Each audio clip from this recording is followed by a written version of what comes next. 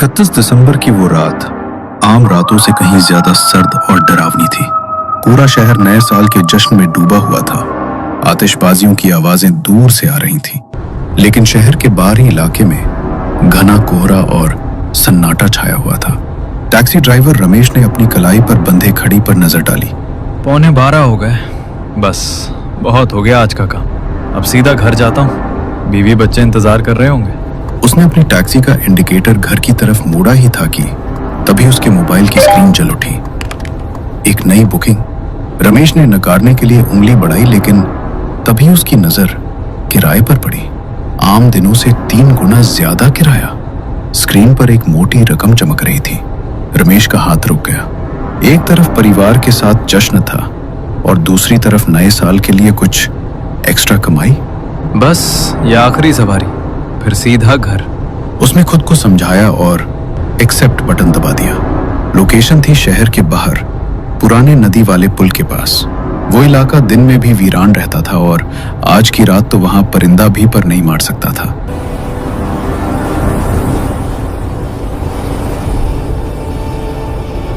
जैसे जैसे रमेश की टैक्सी उस पुराने लोहे के पुल के करीब पहुंची, कोहरा और गहरा होता गया।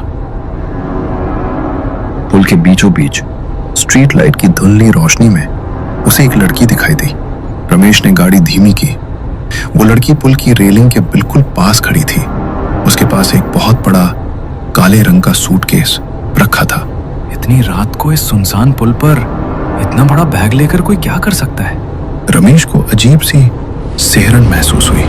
लड़की का चेहरा पसीने से तरबतर था और उसकी आंखों में एक ऐसा खौफ था जिसे देखकर किसी को भी लगे कि इस लड़की ने कुछ तो गलत काम किया होगा। रमेश ने मन में उठ रहे सवालों को दबा दिया। उसे तो बस अपनी सवारी पूरी करनी थी। उसने गाड़ी रोकी और शीशा नीचे किया। मैडम, टैक्सी आपने बुक की थी? रमेश ने पूछा। लड़की हड़बड़ा गई। उसने कांपते हुए हाथों से बैग की तरफ इशारा किया।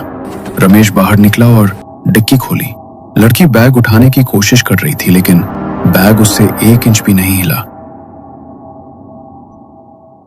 ऐसा लग रहा था मानो उसमें कपड़े नहीं बल्कि लोहे के बाट भरे हों। लड़की की सांसें फूल रही थीं। रमेश आगे बढ़ा। रहने दीजिए मैडम, मैं रख देता हूँ। जैसे ही रमेश ने उस बैग के हैंडल को पकड़ा, उसे एक अजीब सा एहसास हुआ। बैग जरूरत से ज्यादा भारी था, बहुत ज्यादा भारी। रमेश ने उस भारी भरकम बैग को पूरी ताकत लगाकर उठा रहा था। मैडम, क्या है इस बैग में? पत्थर भरे हैं क्या? रमेश ने मजाक करने की कोशिश की ताकि माहौल थोड़ा हल्का हो जाए। लड़की ने कोई जवाब नहीं दिया।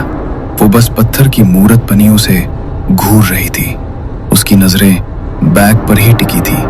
रमेश ने किसी तरह उस वजनी बैग को टैक्सी की डिक्की में धकेला और जोर से डिक्की बंद की। धड़ाम, उस आवाज से वहां का सन्नाटा टूट गया। मैडम, बैठ जाइए। इतना कहकर रमेश ड्राइविंग सीट पर आ गया।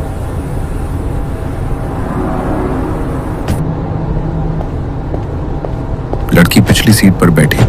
उसने दरवाजा लॉक किया।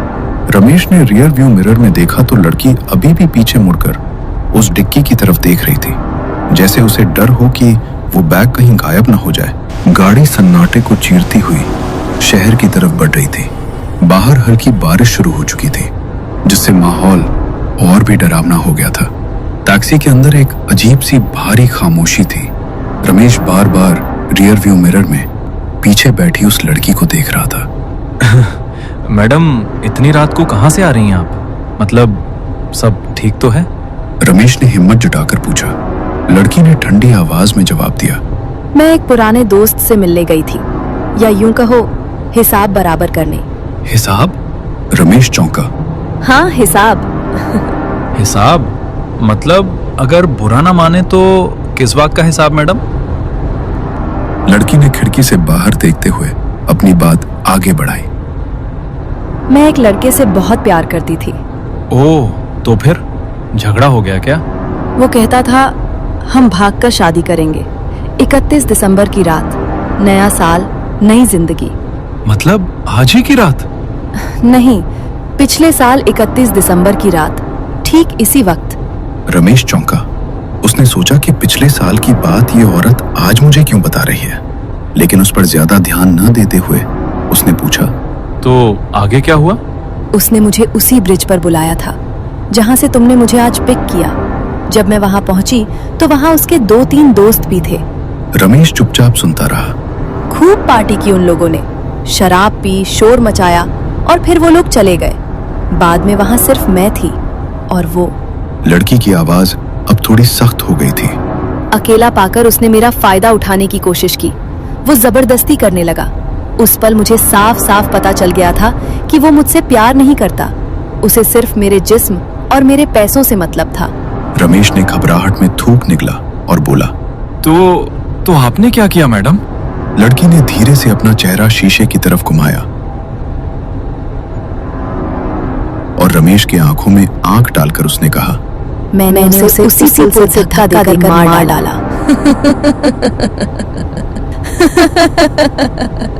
रमेश के हाथों से स्टीयरिंग छूटते छूटते बची।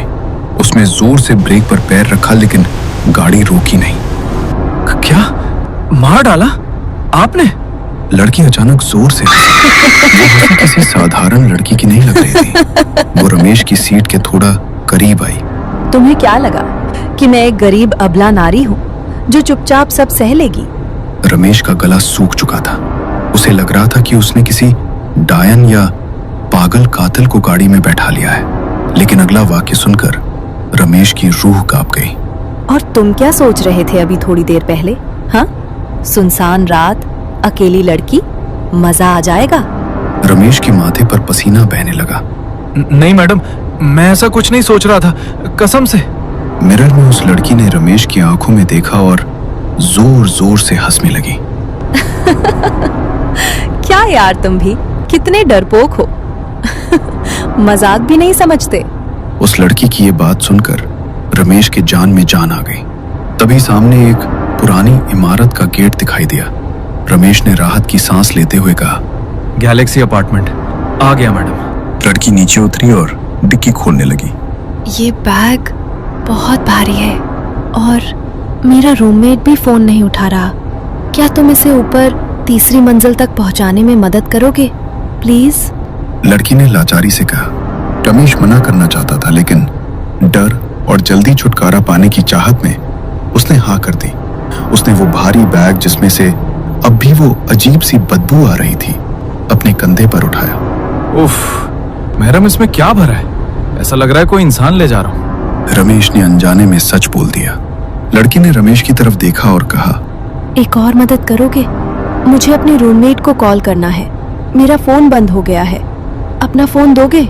रमेश ने झिझकते हुए अपना मोबाइल उसे दे दिया।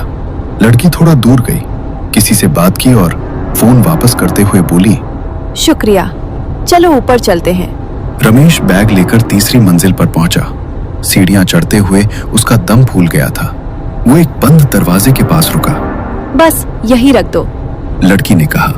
जैसे ही रमेश ने बैग नीचे रखा, उसने देखा कि सीढ़ियों से पुलिस इंस्पेक्टर और 2 हवलदार तेजी से ऊपर आ रहे हैं। रमेश के पैरों तले जमीन खिसक गई। फंस गया, इस लड़की ने मुझे फंसा दिया। अब ये कहेगी कि कत्ल मैंने किया है। रमेश ने घबराकर हाथ ऊपर कर लिए। पुलिस वाले पास आए। रमेश बोलने ही वाला था कि साहब, मेरा कोई कसूर नहीं है। तभी इंस्पेक्टर ने रमेश को नजरअंदाज करते हुए उस फ्लैट का दरवाजा खटखटाया। दरवाजा खुला। सामने एक 25 से 26 साल का लड़का खड़ा था। पुलिस को देखकर उसके चेहरे का रंग उड़ गया। इंस्पेक्टर ने कड़क आवाज में कहा, क्यों बे, सोचा था बच जाएगा? सिपाही ने उस भारी बैग की चेन खोली। रमेश की नजर बैग के अंदर गई और उसकी चीख निकल गई। बैग के अंदर उसी लड़की की लाश थी जो अभी रमेश के साथ टैक्सी में आई थी। उसका शरीर नीला पड़ चुका था और गले पर निशान थे। रमेश ने हड़बड़ाकर पीछे देखा। वो लड़की वहां नहीं थी।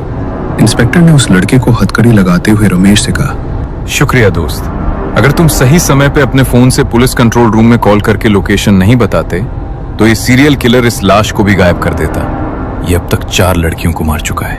रमेश सन्न रह गया। कॉल? साहब, मैंने कॉल नहीं की, वो तो उस लड़की ने। तब रमेश को याद आया, उस लड़की ने उसका फोन मांगा था।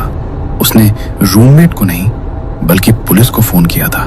अपनी ही लाश बरामद करवाने के लिए। पुलिस मुजरिम और लाश को लेकर नीचे चली गई।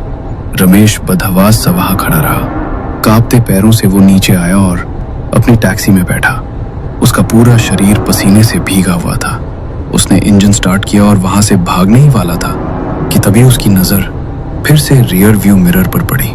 पिछली सीट खाली थी, लेकिन कानों में एक आवाज गूंजी। मदद के लिए शुक्रिया रमेश। वैसे मेरा किराया नहीं लोगे? और उस 31 दिसंबर की रात के उस सन्नाटे में एक खौफनाक हंसी गूंज उठी। रमेश ने एक्सीलरेटर पर पैर दबाया और पीछे मुड़कर देखे बिना अपनी जान बचाकर वहां से भाग निकला।